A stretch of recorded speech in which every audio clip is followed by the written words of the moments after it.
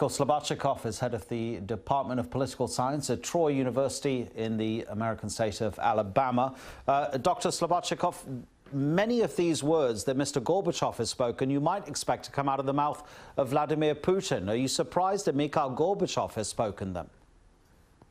I'm not, actually. I think that he really feels betrayed by the West, and he feels partially responsible for ending the Cold War, and feels that since then the respect just hasn't been there from the West in creating a partnership between Russia and the West to solve European security issues.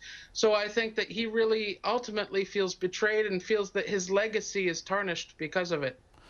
What do you think possibly, give us a little bit of a history lesson if you would, that the West could have done, possibly should have done differently following the collapse of the Soviet Union? I think following the collapse of the Soviet Union, President Gorbachev thought that NATO would not expand. I think that was the greatest threat that Russia felt. Was NATO expansion, and they really wanted to be at the same table discussing security in Europe instead of being told that NATO would expand to their very borders. And that is what they are feeling threatened with.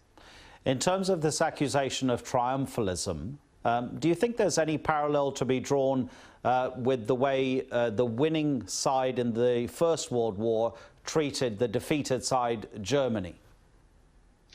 I don't think it's to the same extent, but certainly once the Soviet Union collapsed, there was the sense that the West had won the war, and that indeed the Russians weren't the partners or to be as respected as they were during Soviet times.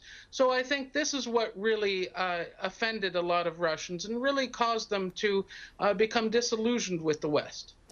If there were to be a new Cold War, Russia presumably would have to find some sort of new alliances, whereas the EU over the past couple of decades, decade and a half, has been growing. Where has Russia been looking towards if there were to be this Cold War? I think Russia's really looking towards China. It's also looking towards the BRICS countries, especially India. India plays a pivotal role in this.